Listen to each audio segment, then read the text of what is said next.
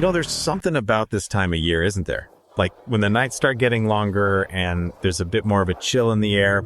Yeah, you can almost feel something else out there. You know what I mean? Halloween's coming up soon, and I know that means something different for all of us. But I'm willing to bet some of you listening right now are the kind of folks who really lean into it, looking for a good scare. The thrill of the unknown. And if that sounds like you, well, we're going to dive into that today. So today we're going deep on some of the top haunted attractions for 2024 across the US. We've got this really awesome guide full of places that promise to deliver the frights. We're not talking about like your neighbor's spooky decorations here. These are like fully realized realms of terror, places where people put so much work into really scaring you. So let's start our journey in Fultondale, Alabama, at a place called, get this, Nightmare at 3008. Doesn't that just sound ominous, like right off the bat? And this isn't your typical haunted house either. It's huge, nearly 39,000 square feet. Imagine that, like a whole warehouse dedicated to scaring the wits out of you. It opened back in 2012, and they've really made a name for themselves. The guide describes their style as dark and chaotic, which sounds about right. And they've won awards for it too, like legit recognition for their ability to terrify people. And get this, the scares aren't just inside. They have these things called twisted outdoor trails. The guide says they lead to some of the deepest, darkest scares out there. What's really interesting is that Nightmare at 3008 has consistently been a top contender for best haunted house in Alabama for the past 3 years. 3 years in a row, that's gonna mean something, right? It makes you think about what makes it so effective, so consistently scary. Maybe it's the scale of it, the way they use that darkness and chaos to make you feel truly lost. All right, let's get out of Alabama for now and head way, way up north to Anchorage, Alaska. We're going to a place called Fright Night Manor. And their tagline is just brutal. It says, it's like visiting hell, only colder. Oof, that sends a shiver down my spine just reading it, This place has some serious history, too. It's been Alaska's top horror attraction for 6 years running. Ever since it opened its doors, or should I say its icy gates, back in 1985. Now, the guide mentions there's a chance they might be looking for a new location. But they're pretty adamant that the frights will continue. So what kind of frights are we talking about here? Well, they've got a lot of classic horror tropes, the things that really get under people's skin. Clowns, for one, they've got a whole room dedicated to them. A gigantic clown room, the guide calls it. Yeah, not my cup of tea, thanks. And for the movie buffs out there, they've got separate areas for Nightmare on Elm Street and zombies. Always gotta have some zombies, right? And if you're scared of spiders, maybe skip this one because they apparently have a display of enormous spiders. I can feel them crawling on me already. The guide goes on about how immersive Fright Night Manor is.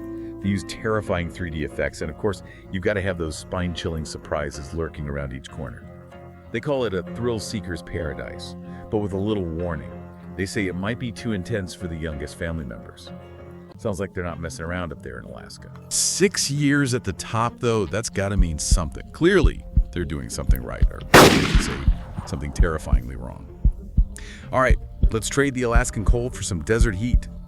We're heading to Phoenix, Arizona, to a place called Mount Mayhem, which is apparently very popular. Their theme for 2024 is particularly intriguing. It's called Classics Proven Scares Retwisted. So they're taking those classic horror tropes and giving them a new spin, a fresh coat of fear paint, so to speak. This year, they built a whole narrative around the idea of psychosis. Like the inhabitants of this bayou setting they've created are battling their inner demons, and it's manifesting as nightmares, hallucinations, all this blurring between what's real and what's not.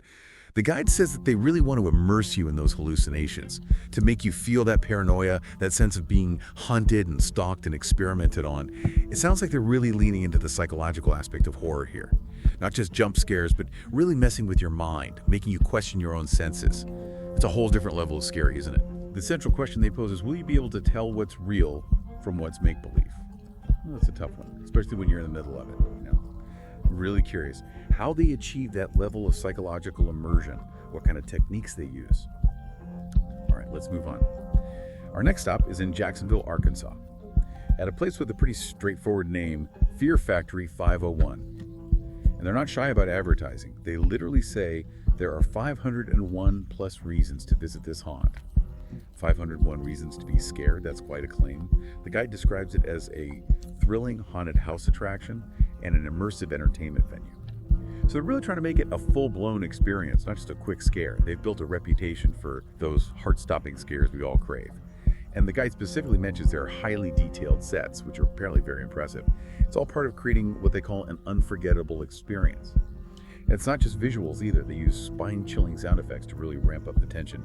They've got realistically creepy characters wandering around ready to jump out at you. So they're hitting all the classic horror notes, making sure you leave with a good dose of fear. Oh, and the guide briefly mentions another haunted attraction in Arkansas, Carpenter's Mortuary in Gentry, if anyone's interested. But Fear Factory 501 seems like the main event, with its 501 plus reasons to scream. I gotta admit, I'm a little curious about what those reasons are.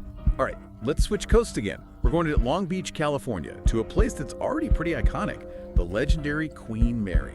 Now, this isn't just any old haunted house. The Queen Mary itself is considered one of the most haunted locations in the world, so it's got that spooky atmosphere built right in. Their Halloween event is called the Queen Mary's Dark Harbor. It's a pretty fitting name. It's basically a chance to live out your nightmares on board this already haunted ship. The guide promises a cast of ghosts and undead ready to make your visit truly memorable, or maybe unforgettable is a better word. They've got a bunch of different mazes you can explore, each with its own theme and scares, like Intrepid, Circus, Dead Dries, Soulmate, B340, and Lullaby. They all sound pretty creepy, but one that caught my eye is Chef's Meat Locker. Yeah, I don't even want to imagine what's going on in there. And as if the mazes weren't enough, they also have a sideshow featuring all sorts of freaks. You can even get a drink with them at a secret bar, which sounds kind of fun in a twisted way. And for a truly immersive experience, they got these creepy cabanas where you can host your own private freak show party. The guide suggests that if you've ever wanted to explore the Queen Mary, this might be the most memorable way to do it. I mean, you're definitely not going to forget it, that's for sure. Oh, and California also has a runner-up haunted house, Fear Overload in San Leandro. But let's be honest, exploring a haunted ship with mazes and freaks and meat lockers, that's pretty hard to beat. Let's head inland now to Denver, Colorado. We're going to a place called 13th Floor Haunted House, and their tagline immediately plays on that classic fear of the number 13.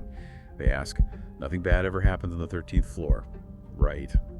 Oh yeah, real comforting, thanks for that. Yeah. They describe themselves as an immersive and spine-chilling experience. And they boast that they're one of the most recognized haunted attractions in the nation. But they also add a little warning, it's not for the faint-hearted. So you know they're taking their scares seriously. The guide points to a few things that make them so effective. They've got meticulously designed sets, so they really put a lot of effort into the visuals. And they use professional actors to bring those scares to life, which makes a big difference. And of course, no self-respecting haunted house would be complete without state-of-the-art animatronics. You know, those creepy things that jump out at you and make you scream. It seems like their main goal is to make you feel like you're actually in a haunted place. Not just a bunch of fake scares, but a genuine sense of unease and dread. What's really impressive is their commitment to keeping things fresh. They add new themes and scares every year, so even if you've been there before, they'll still find a way to scare you. The guide calls it a must-visit destination for thrill seekers and horror enthusiasts. And if you're in Colorado and looking for other options, there's Haunted Field of Screams in Thornton. But 13th Floor Haunted House sounds like the place to be if you want those truly unforgettable scares. All right, our last stop on this spooky journey takes us to Tampa, Florida, to a place called Hallow Scream at Busch Gardens. Now this one's a little different. It's actually a Halloween event at an amusement park. The guide sums it up perfectly with this line, nothing like a corn dog while you run for your life, which kind of paints a funny but also kind of terrifying picture, doesn't it? So basically they take this already fun place, Busch Gardens, and turn it into a hauntingly delightful landscape once the sun goes down. It's a mix of chills and thrills, you know, roller coasters and monsters lurking in the shadows. They've got those classic haunted houses with intricately designed sets. But they also have these scare zones where anything can happen, with wandering monsters ready to pounce. And get this, they even put a spooky twist on Busch Gardens' famous rides. So you can go from the adrenaline rush of a roller coaster to the terror of something jumping out at you. It's a unique combination for sure. The guide says that despite all the scares, Hallow Scream still maintains that element of fun, which is probably why it's such a popular event every Halloween. It's like they've found a way to blend fear and excitement, which is honestly pretty impressive. So there you have it, a whirlwind tour of some of the most terrifying haunted attractions across the U.S., from Alabama to Alaska, Arizona to Arkansas, California to Colorado, and finally, Florida. We've seen it all, from claustrophobic nightmares and gigantic clown rooms to twisted trails and psychological terror, from haunted ships and cursed floors to amusement parks full of screams. I gotta ask you, after hearing about all these places, which one speaks to you the most? Which one would you be brave enough to step into? What kind of fear really gets you going? You know, I think it's interesting that even after the haunted house lights come up and the chainsaws stop buzzing, the scariest stories are the ones that stay with us, the ones that make us look over our shoulder in the dark and wonder if maybe, just maybe, there's something else out there lurking in the shadows, waiting for its chance to scare us all over again. If you enjoyed this video, please give it a thumbs up and share it with your friends. Don't forget to subscribe to the channel and click the bell icon to be notified of future uploads. Thanks for watching, and I'll see you in the next one.